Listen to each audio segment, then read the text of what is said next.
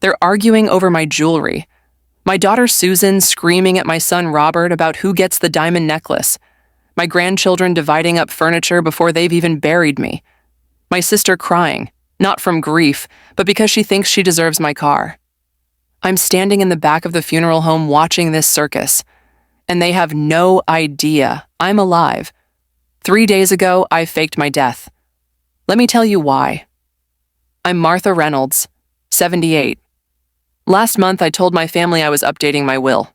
Just routine stuff. Wanted to make sure everything was clear before I died. My daughter Susan immediately started calling me every single day. Mom, about the house. You know I've always loved that house. You'll leave it to me, right? Robert has his own place. My son Robert. Mom, the investment accounts. You know Susan's terrible with money. I should handle those. I'll make sure they're managed properly. My grandchildren suddenly remembering my birthday, visiting constantly, being so sweet. My sister Margaret, who hadn't called me in 3 years.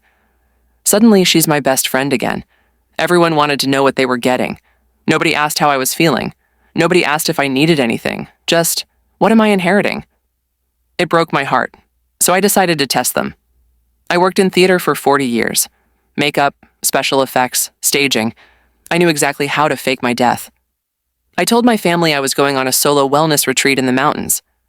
No cell service, I'll be back in 2 weeks. Then, I had my lawyer send them death certificates. Martha Reynolds died peacefully in her sleep at the retreat center. Her body is being cremated per her wishes. The funeral service is in 3 days. I hired makeup artists, changed my hair, wore completely different clothes, showed up to my own funeral as a distant cousin from out of state, and I watched. Susan arrived in designer clothes, purchased on credit she couldn't afford, probably expecting inheritance money to cover it. She walked straight past my closed casket without even looking. Went directly to my lawyer.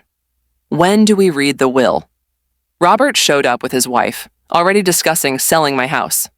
The market's hot right now. We should list it immediately. Split the profit 3 ways.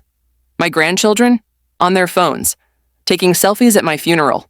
One posted on Instagram, "Rip Grandma," with a selfie showing him smiling. My sister Margaret loudly crying, telling everyone how close we were. We hadn't spoken in 3 years because she'd stolen money from me and I'd cut her off. Not one person talked about me, who I was, memories we shared, anything I'd done in my life. Just money, money, money. The viewing started. My casket was closed. I'd told my lawyer I wanted a closed casket, but Susan demanded it opened. I need to see her one last time. No, she needed to confirm I was really dead so she could get her inheritance. My lawyer refused. Per Martha's wishes, closed casket only.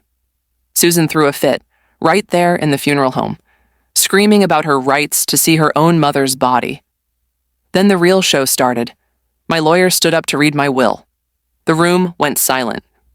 This is the last will and testament of Martha Reynolds, written 2 weeks before her death. Everyone leaned forward. To my daughter Susan, who called me every day asking about inheritance but never once asked how I was feeling, I leave $1. Susan's face went white. To my son Robert, who was already planning to sell my house before I was even buried, I leave $1. Robert stood up. This is a mistake. Mom wouldn't. To my grandchildren, who took selfies at my funeral, I leave $1 each. The grandchildren looked confused, still didn't put down their phones. To my sister Margaret, who cried at my funeral despite not speaking to me in 3 years, I leave $1. Margaret stopped fake crying. The remainder of my estate, my house valued at $700,000, my investment accounts totaling $1.2 million, my jewelry, my car, and all other assets, I leave to Jessica Murphy. Jessica Murphy is my neighbor. She's 28, works 2 jobs, has 3 kids, struggling single mom. For 2 years, Jessica has checked on me daily, brought me groceries when I was sick, shoveled my driveway, never asked for anything, just genuinely cared. The room exploded, Susan screaming, Robert threatening to sue, grandchildren finally looked up from phones, Margaret demanding to know who Jessica Murphy even was. And that's when I stood up. Hello, everyone. Surprise. I'm not dead. I pulled off my wig, removed my glasses, wiped off the makeup. The room went silent. Susan's mouth literally hung open. Robert looked like he'd seen a ghost, which, technically, he had. You're all probably wondering what's happening. Let me explain. I'm not actually dead. I staged my death to see how you'd react, and you've shown me exactly who you are." Susan found her voice. "Mom, this is insane. You can't—" "I can, and I did. For 2 weeks you thought I was dead. Not once did any of you talk about me as a person. Just my money. You fought over my jewelry before you'd even buried me. You took selfies at my funeral." My grandson tried to speak. "Grandma, you were just waiting to get paid. All of you. The only person who ever genuinely cared about me was Jessica, my neighbor. So, yes, when I do actually die, which won't be for many years, Jessica gets everything. You all get $1 each." Robert's lawyer voice activated. "You can't do this. We'll contest the will. You clearly have dementia if you think—" "I'm 78, not senile. I worked in theater for 40 years. This was all staged, legal, documented. My real lawyer is right here with cameras recording everything. This funeral, your reactions, everything." My actual lawyer stepped forward. "Everything Martha did is legal. The will is valid. You're all on camera fighting over her money at her fake funeral. Any contest will include this footage." Margaret tried the emotional approach.